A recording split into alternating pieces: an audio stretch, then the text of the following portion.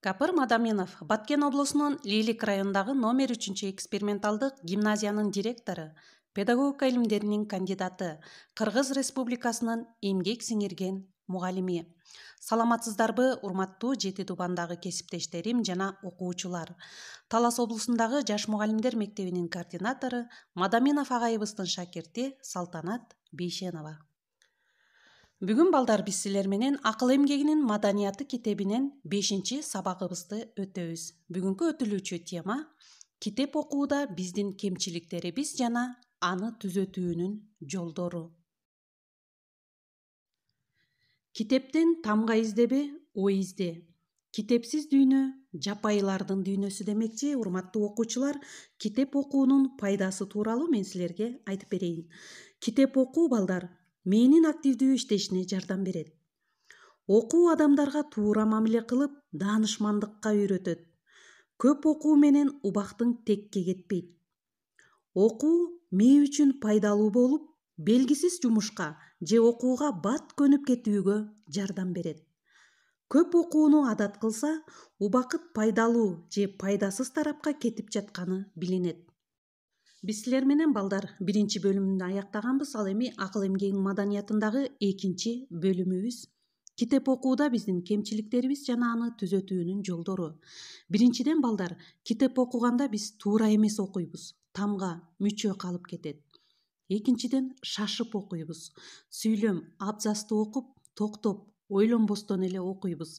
Ошонун негизинде көбүнчөсү түшүнбөй каласыңар. Интонация менен окубайбыз. Түшүнүксүз сөздөрдү сөздүктөн таап, сурап билбестен окуйбуз. Эгерде балдар силер китеп окуп жатканда бир сөз түшүнүксүз болсо, сүйлөм түшүнүксүз болуп калат. Эгерде сүйлөм түшүнүксүз болсо, абзац түшүнүксүз болот. Абзац түшүнүксүз болсо, балдар, бүт тема түшүнүксүз болот дагы, силер дагы түшүнбөй каласыңар. Ошондуктан китеп окууда темага өз көңүлүңөрдү коюп, кунт коюп окууга аракет кылышыбыз керек. Кээ бир учурда тез окуймун деп мүчө, тамгаларды таштап кетебиз. Башка жакты ойлоп, алагды болуп окуйбуз. Көңүлүбүз дагы алагды. Ошонун негизинде көп темаларды жакшы түшүнбөй каласыңар. Айрым учурда балдар китеп окуганда чарчап отуруп окуйсуңар, уйкусурап окуйсуңар, каалабай окуйсуңар. Кээде ата-энеңер катуу сабак окугула деп урушуп койгон учурда коркуп окуйсуңар. Демек балдар, мына булардын натыйжасында силер окуган темаңарды түшүнбөй каласыңар. Китепти окуп бара жатып биз акылыбыз менен ойлоп, жүрөгүбүз менен сезбейбиз. Түшүнүксүз, кыйын жерлерине келип, зеригип калганын окубай коебуз. Сөз байлыгыбыз аз, өтө жарды. Ошол үчүн окуганыбызды мээбиз кабыл албайт, түшүнбөйбүз. Себеби окуганды түшүнүү үчүн бизде база, мурунку билим, түшүнүк болуусу керек.